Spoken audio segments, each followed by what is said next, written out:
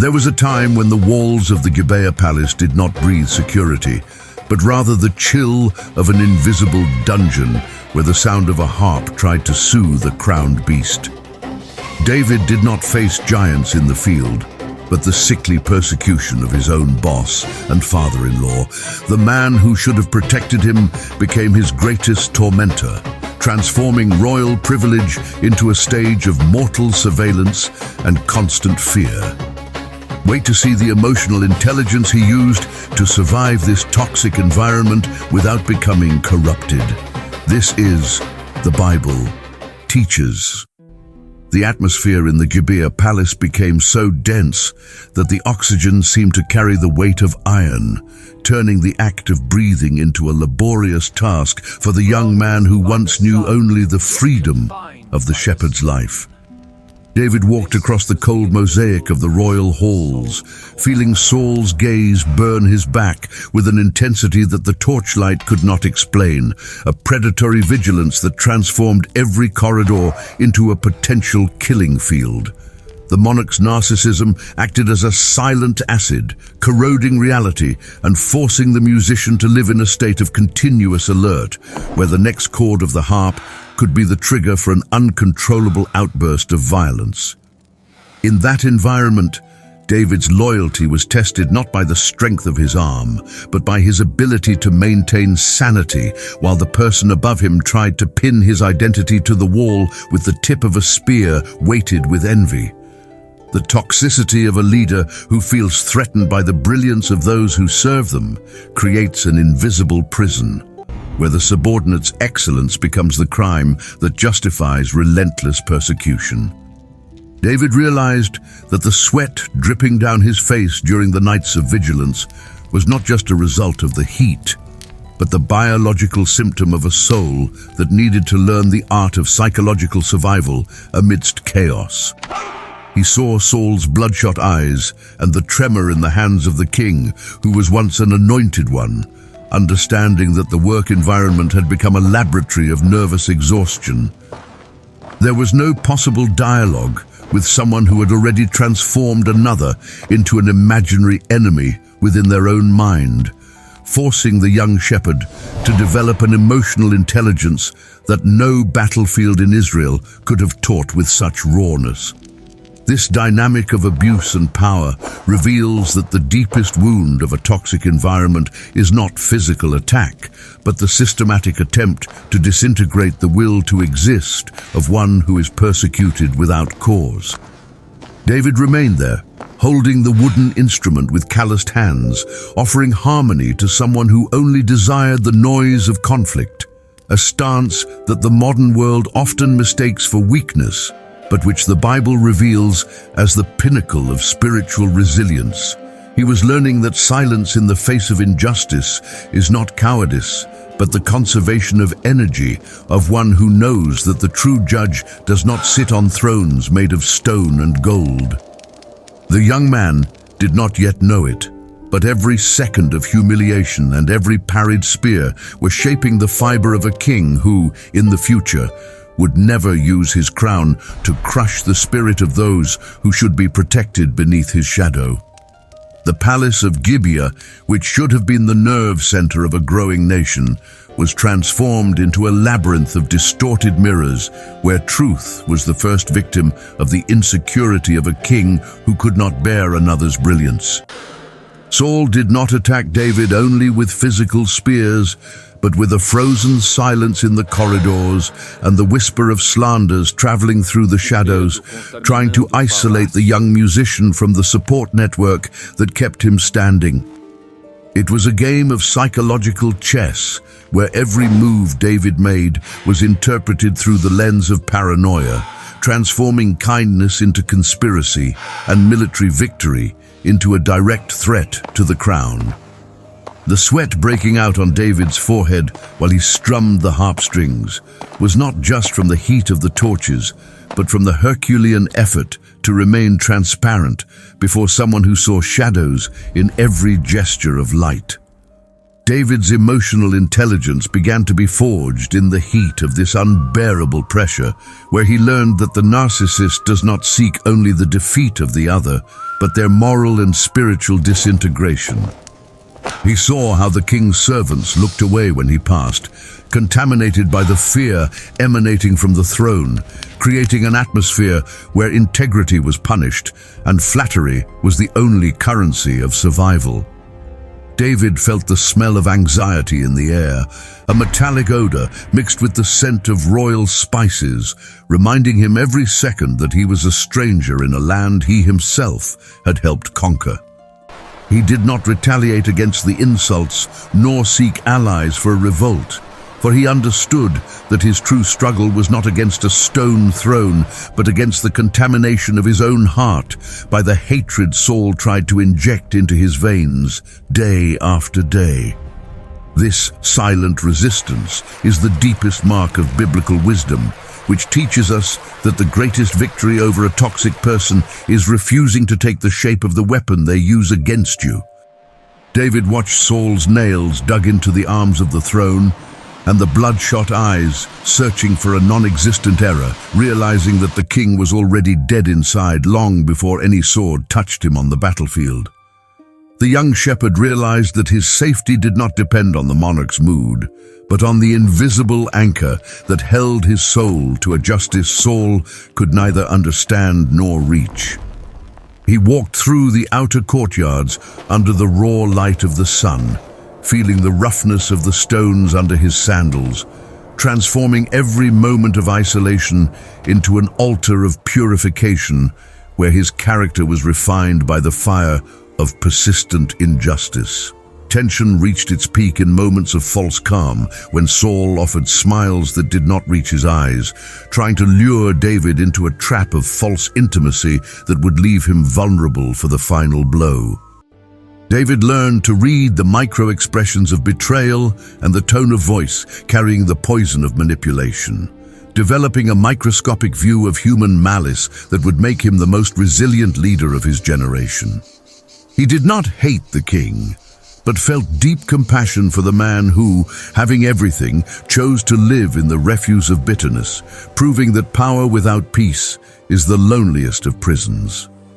The musician now understood that his calling was not just to play the harp, but to be the vessel of God's mercy in an environment where compassion was considered a weakness to be eliminated. The weight of being hated without reason began to carve into David a patience that the sheep never demanded of him, a capacity to absorb the impact of malice without fragmenting his own dignity. He saw Saul's spear not as a metal object, but as the symbol of an authority that failed by trying to control what is uncontrollable. Divine recognition over another life.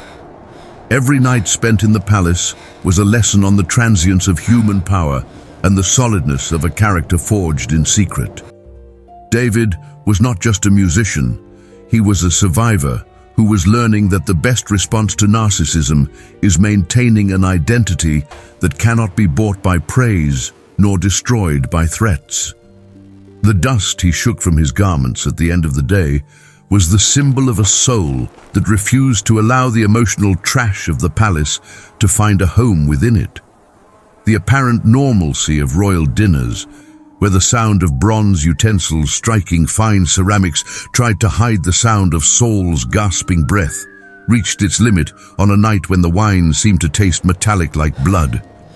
David realized that the time for playing the harp to calm the beast was over, when the shadow of the spear projected on the wall became a physical extension of the hatred that no longer fit in the king's chest. He was no longer facing a difficult boss or a temperamental father-in-law, but a system of destruction that demanded his total annihilation so that Saul's wounded ego could sleep in peace. The adrenaline that was once used to face bears and lions in the hills of Bethlehem now raced through his veins to guide a silent escape through the back windows, while cold sweat washed the dust from a face that had just lost its place in the world of men.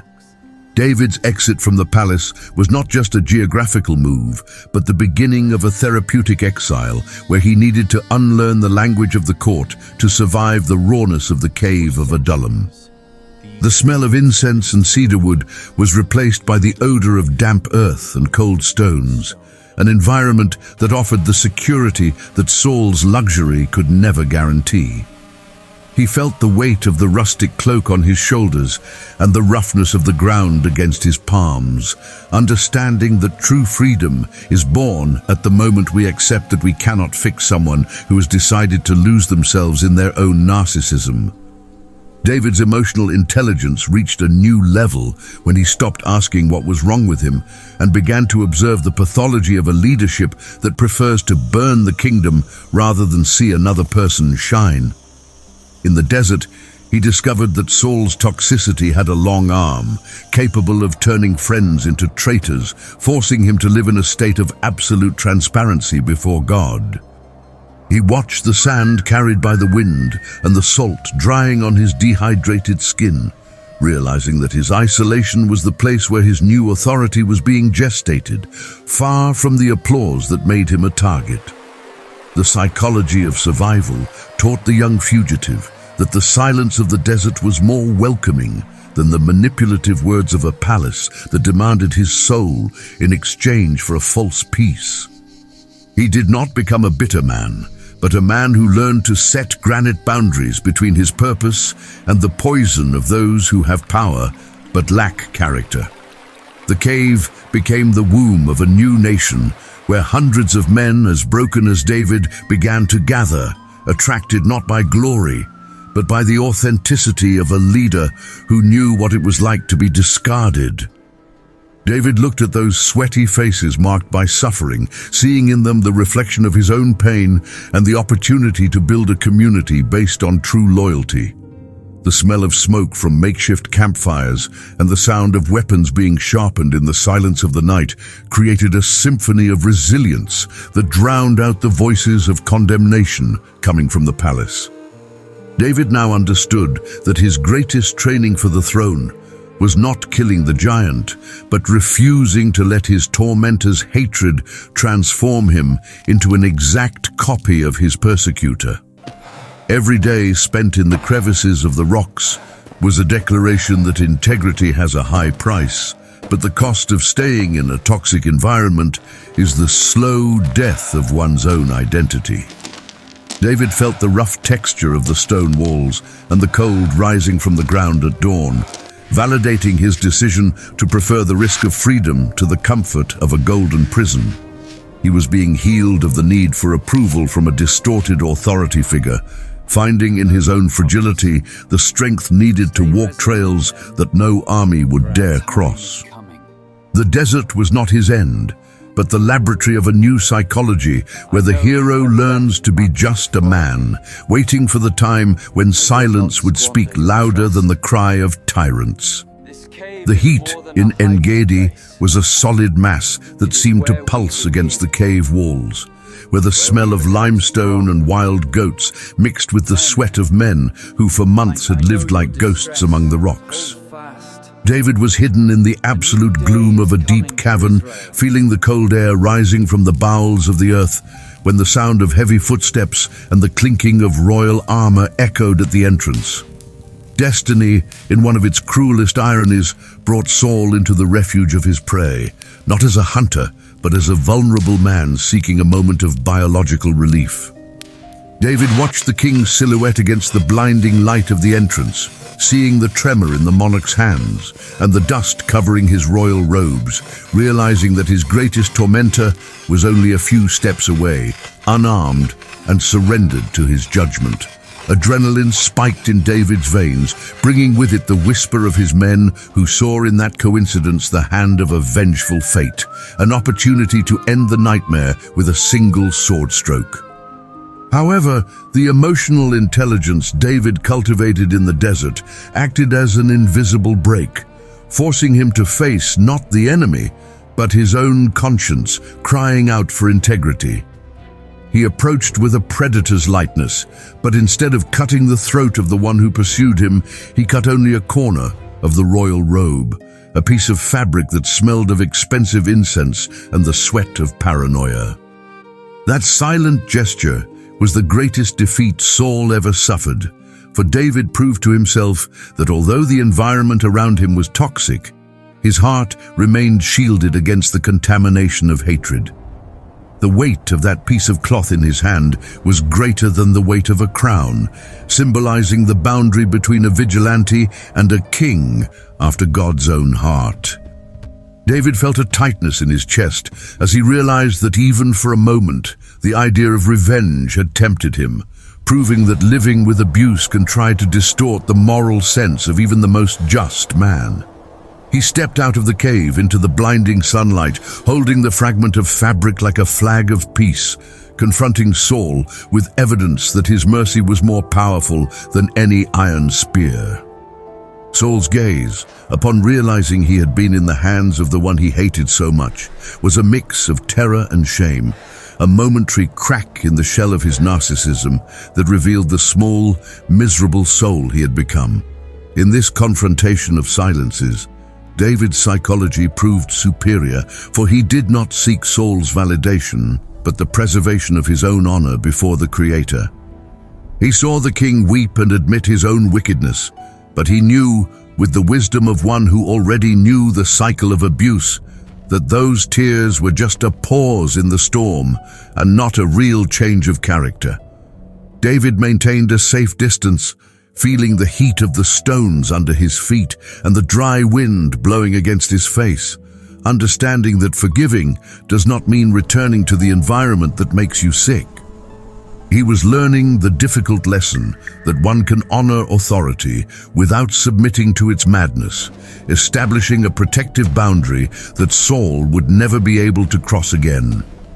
The dust rising as Saul and his army retreated was the sign of an invisible victory, where David remained in the desert, but with a soul free from the chains the palace had tried to impose.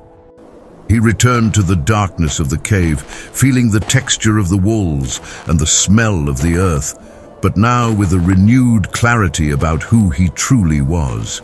He was not Saul's victim, nor a hopeless fugitive, but the architect of a new leadership that understood power is only legitimate when exercised with clean hands and a heart at peace. The test of En-Gedi was proof that the desert was not just a hiding place, but the place where the hero learns that the greatest war is the one we win within ourselves, deciding not to be the monster that pursues us. The isolation in the hills of Judah began to draw a new form of emotional intelligence into David's character, where the protection of his own soul became more vital than the protection of his social status. He understood that the deepest wound of a narcissistic environment is not the spear that cuts the air, but the attempt to hijack your inner peace to transform it into the chaos that dwells within the oppressor. David observed the scars on his own hands, marked by constant contact with rough rock and the handling of a sword in the cold of night, realizing that every physical mark was a seal of resistance against the system that tried to destroy him. He was not just running to save his life, but marching into himself to find an authority that did not need fear to sustain it. The desert, with its glaring sun and absolute silence, functioned as an operating room where the distorted expectations of pleasing an unstable leader were finally amputated from his spirit. Forced coexistence with public persecution taught the young leader that Saul's toxicity was a disease of vision, an inability to see another's value without feeling diminished by it. David saw Saul as a man who, despite wearing golden crowns, lived with the stench of scorched flesh from a spirituality that had become merely external and empty.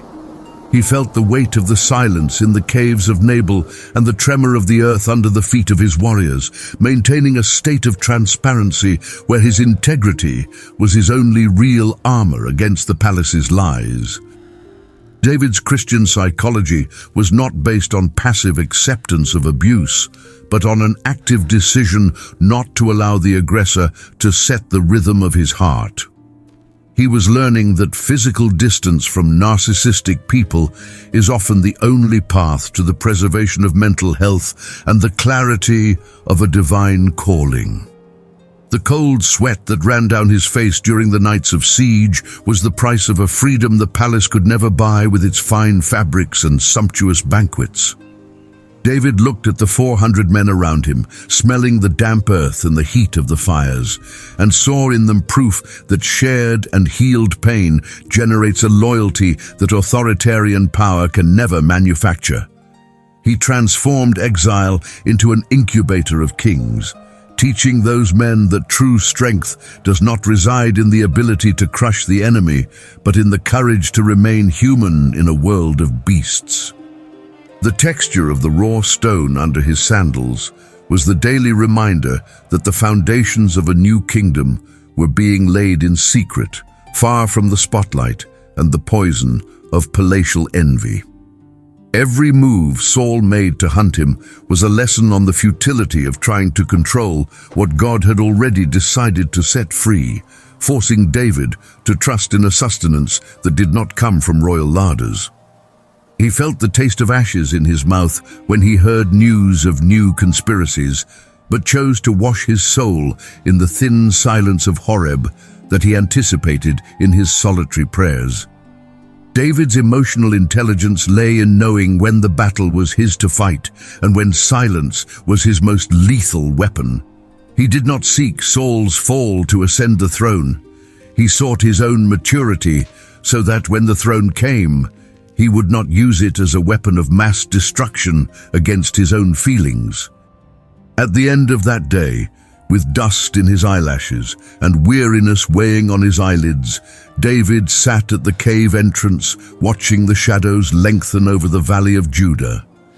He understood that his story was not about a hero who fled, but about a man who refused to become a monster to overcome evil. The practical application of this millenary wisdom touches the exposed nerve of our modern exhaustion, reminding us that our survival in abusive environments depends on our ability to keep our eyes fixed on what is eternal, while the spears of time whiz past our heads. David was ready for the next step, not because he had accumulated weapons, but because he had emptied his heart of all the emotional rubble the palace had tried to deposit there. The air in the hills of Ziph was thick with the smell of wild thyme and the limestone dust that rose with every step. But for David, that environment brought the familiar odor of imminent betrayal. He realized that emotional intelligence in a toxic environment requires the recognition that the aggressor rarely acts alone. They create a network of informants and accomplices who feed on the power emanating from the center of dysfunction. The Ziphites, seeking Saul's favor, revealed David's hiding place, forcing him into another night of vigilance with his hand on his sword hilt and his eyes fixed on the horizon line. David felt the weight of social isolation, that feeling that there is no safe place on earth when the power structure decides you must be eliminated, turning your existence into an exercise in pure biological resistance. David's survival psychology was tested when, in the midst of Saul's siege in the wilderness of Maon, a Philistine invasion forced the king to retreat at the last second, revealing that the protection of integrity often comes from paths we cannot predict. David watched the footprints of Saul's soldiers receding, feeling the sweat dry on his forehead and the tremor of relief in his knees, understanding that his life was sustained by a force Saul could not intercept. He did not celebrate the escape with arrogance, but with the silence of one who understands that the time of justice is not the time of our emotional haste. He learned that, faced with a narcissist, his best weapon is strategic invisibility and the maintenance of a calm that the aggressor interprets as an unsolvable enigma. David climbed to the strongholds of En-Gedi, where water gushed from the rocks like a promise of life amidst aridity, symbolizing his own soul finding sustenance in invisible sources. He saw the wild goats leaping along the cliffs, and felt the damp texture of the stones near the springs, validating his choice to live on the edge of danger rather than die in the suffocation of the palace. His emotional intelligence was now a sharp tool, capable of distinguishing between the voice of fear and the voice of prudence, allowing him to lead his men with a clarity that Saul's chaos had tried to steal. He was being shaped to be a king who, having lived in scarcity and betrayal, would know how to value abundance and loyalty when his time finally came. With every new onslaught from Saul, David strengthened the barrier between the words of condemnation coming from the throne and the truth of who he was before the Creator. He realized that the narcissist projects their own flaws onto the victim, trying to convince them that they are the cause of all conflict, a manipulation tactic David learned to ignore in the silence of his prayers. He did not need Saul's permission to be who he was born to be, and this discovery was his greatest psychological emancipation. He walked through deep valleys, feeling the weight of his cloak and the smell of the earth. A man who, though pursued, possessed an inner freedom that the king on his golden throne would never know. The silence of the nights in the wilderness of Paran brought David the final understanding that the cure for abuse lies not in changing the abuser, but in the unshakable preservation of one's own character. He watched the stars over the Judah horizon, feeling the chill in his bones that the solitude of command imposed, realizing that every spear of Saul's he did not return was a victory for his emotional intelligence over the instinct for revenge.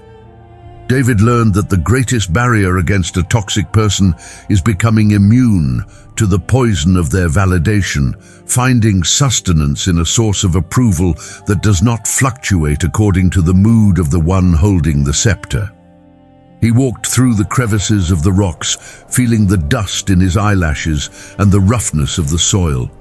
A man who discovered that being discarded by the system of men was, in truth, being selected for a purpose Saul's narcissism could never understand. The intelligence David developed was understanding that time is the greatest ally of truth, and that the collapse of a structure based on envy is only a matter of geological time. He did not seek to hasten Saul's fall, but hastened his own growth, transforming the smell of smoke from his campfires into an incense of patience and spiritual resilience. David looked at his rustic cloak and calloused hands, recognizing that his divinity did not exempt him from being terribly human, but his humanity, when surrendered to the Creator, became invincible before any tyrant. He was ready to leave the cave, not as an embittered survivor, but as the architect of a new form of leadership that prioritizes service over control and healing over oppression. David's journey reminds us that your current cave is not your destination, it is your training ground. The spears thrown at you today are only sharpening the resilience you will need for the crown of tomorrow. Don't let the toxicity of others rewrite who you are. If this reflection on David's emotional intelligence brought some peace to your heart today, please give this video a like and share it with someone who is currently navigating a difficult season. Don't forget to subscribe to The Bible Teaches for more deep dives into the lives of biblical heroes and how their stories mirror our modern struggles. Leave a comment below.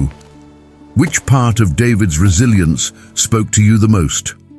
I am The Bible Teaches. Stay strong, stay integral, and we will see you in the next whisper. Rest in the peace that surpasses all understanding.